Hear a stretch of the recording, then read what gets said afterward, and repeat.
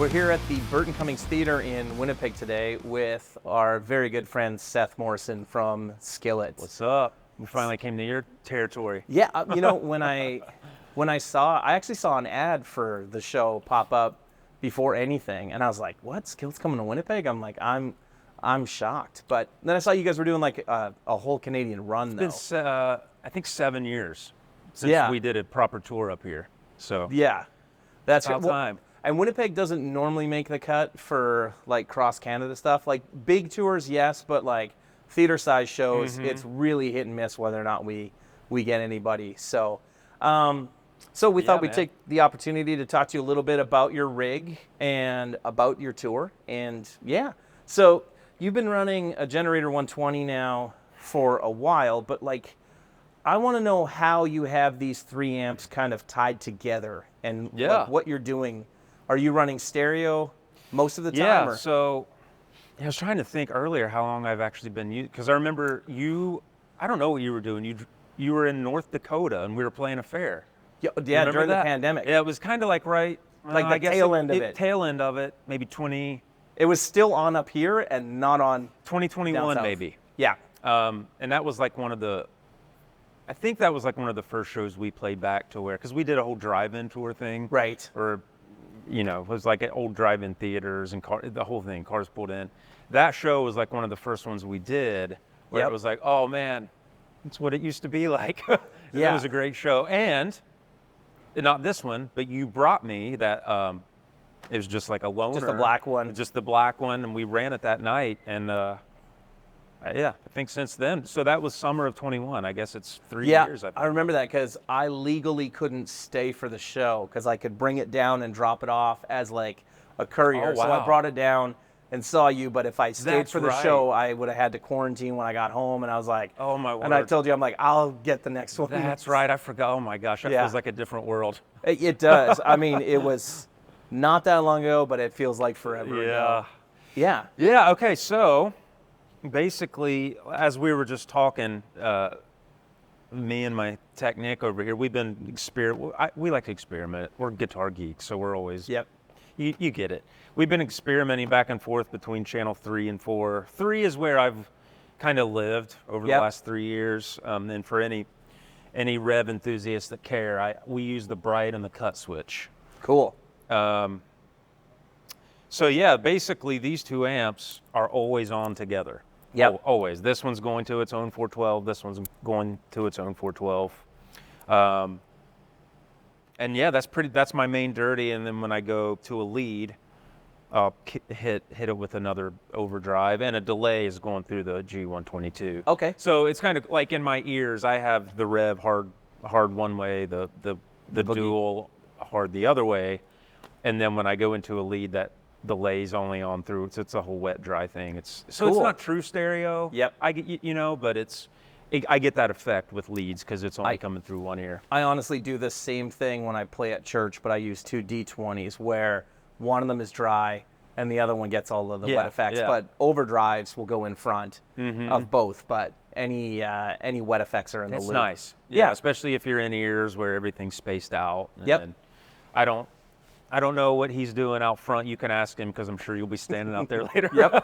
But and then this amp down here, it's a company. Man, I developed a relationship with him probably like 10 or 11 years ago. He kind of just started building amps for fun. It's a company called Tyler. So that's very much based on like a matchless DC30. Yep. Which is based on a AC30 type thing. So that's like my clean. It's not all the way clean. It's pretty clean.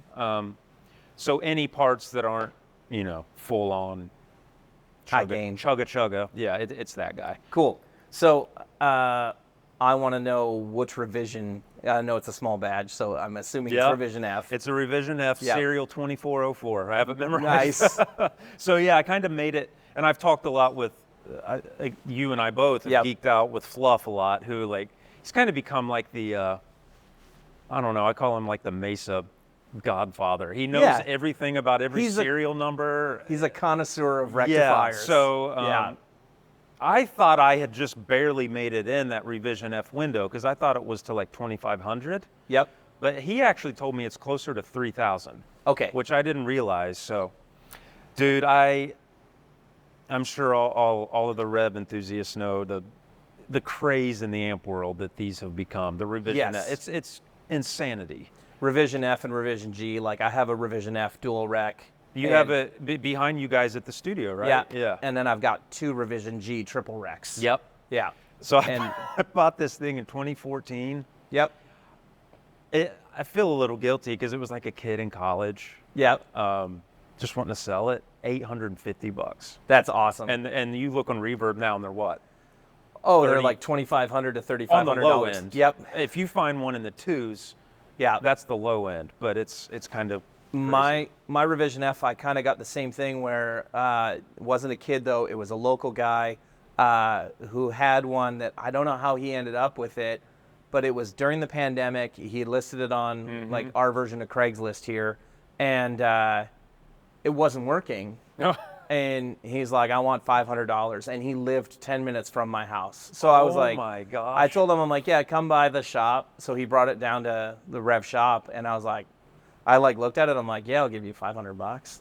So I gave him $500 Canadian, which is like $6 American right now. So I gave him $500 and then he left. I reseated the tubes, changed one fuse, and the amp fired up. Oh my gosh. So there's nothing wrong with it. We should feel It's awesome. terrible. I don't. I don't. We should. Yeah. If anybody else has one like that they would Yeah. like to call either Seth or myself and let us know that you want to ditch your Absolutely. rectifiers for a Yeah. nickel, we'll take them. And you know what, too? Like, I think in the guitar community, like we did a co-headline tour with Alter Bridge back in 2019, like the fall before the pandemic. And during that time, Mark, that was before his amp came out. He was still on the blackface chrome chassis. Yeah. And like in interviews and everything, he was always saying, if you remember, like, oh man, the old Revision. And I feel like that just Oh, yeah. drove him up. And Those guys, and I saw this last October. I went to see Nickleback. And they started out their tour using Axe Effects, and they had some issues that I guess they weren't happy with how things sounded at this front of new house. tour, the Get Rollin' deal? Or? Yep. Yeah. And we went to see them last show of the tour, and Chad had his like rectifiers. Yeah. Like, and it sounded unbelievable. Big noticeable? Massive. Yeah. We toured with them. Actually, here's a cool story. We do pretty well in Europe now, and Nickleback's the band that helped break us over there. Oh, cool. Yeah, 2013, we had never really invested over there much, and it was like one of my favorite tours we've ever done. Yep. Like the nicest guys, like their crew. Oh, just yes. The most welcoming. And here's they didn't need a support act in Europe. No. You know, but they took us out, and that really helped get us in front of that Europe market, UK market. Yep. But anyway, on that tour, it was one of the best mixes I've ever heard. And back then he was using those same rectifiers. Yep. 412 in a big, looked like a big drum trunk, essentially like a self-made isolation box. Yep. Huge. It was the Sounded same massive. thing. At the start of this tour, it started last June, I think, and I missed the show. They were in Winnipeg, but I had to fly to the States the morning of the show. And their techs had been at our shop the night before, and they actually picked up some cabs and a D25 combo from Awesome. us because they weren't happy with how Axe Effects was sounding direct to front of house. Nothing against Axe Effects. So they were just trying to find some way to get it closer to what his other rig was. And then we finally got to go to the last show of the tour. And again, all of their crew are the nicest people. We got to meet Chad, and like they're really, really They're nice so guys. awesome. I'm so glad to see like they just trucked along through all of the hate and never missed a beat. Sold out arenas everywhere still, and now the tide is kind of flipped, where I never stopped. I've always loved them, and especially like I always tell people this. What's important, especially when you're in a touring band, is like it's always good like when you meet. You know, they've gotten so much hate over the years, but when you meet people and tour with people, regardless of what your opinion is about the music, when you want to be a fan of them because of the people they are, and that's something I always try to remind myself. But yeah, that was a special tour. Catering was incredible. Yeah. Obviously. Okay, so actually that sparks a different question for me. Who is your favorite band that you guys have played with? Oh my gosh, that's one of my hardest questions to answer. Yeah. I mean, it's just because for anyone that doesn't know, a little bit of the Skillet dichotomy is like, we tour on the Christian side, obviously, but also do all of the mainstream like the big winter festivals in the U.S. Yep. So we've literally played with Everybody. legacy acts in Europe. Like we played with Maiden a few times in Europe, and Very cool. Metallica, and I mean, Nickleback would be up there. I'm trying to just think through tours. That's kind of what sticks, is how, if you're a support act, Yep. how you're treated on tours like that. Yep. We're good friends with Shinedown guys. Yep. I'm good friends with Zach. Yep. We've kept in good touch over the years. On a personal level, that Alter Bridge co-headline tour was cool because you and I talk about this a lot. Yeah. You're a little bit barely older than me, but Mark is like, he's one of my generation's guitar heroes. Oh, he's one of the biggest influences. Yeah. So he was one of my big influences, and now to become good friends with, it's really cool. Yep. And as he does you, I'm sure he'll call me time to time to geek out about a new amp he gets. And so on a personal level, that was a really cool tour. Yeah. It's great yeah. when you find out people that are in these massive bands that you've looked up to, or players that you've looked up to, when you find out that they are just real salt of the earth people. That's what's so infectious, I think, is when people are so non-presumptuous. You know, and it's almost like an oblivious character. That's what's cool. You know, it's like, so yeah, things like that are what stick. You know, it stinks to be out with bands where there's just this like, you don't even know why, but there's just this weird tension. Yeah, like some sort of friction. Nothing even ever maybe happened. It's just, it makes for a long tour. Yeah. So, right from the get-go, and when everybody's just, and I think maybe coming out of COVID too, that really changed. I think it reset a lot of touring bands' mindsets to like not take it for granted. Right. Especially in the rock world, we're all in this together. Yep. Support each other. Maybe we don't even agree on a lot of things. Like I'm sure obviously there's things we're not going to agree with Corey Taylor on, but we're friends, and we've done multiple tours with Stone Sour, and you respect him for the art. So I think COVID kind of, maybe if there's anything good that happened, it did a little bit of a reset on that, like just being thankful to be out here doing this. And I feel like going to shows post-COVID, there's also like a renewed energy in crowds about being able to go out and to see live music, because it was stripped away from so many of us for such a long period. Totally. Yeah. Yeah, and I think we've seen that on this tour. Like, man, I think every show on this Canada run is sold out. Awesome. Which is what's really baffling. Two things.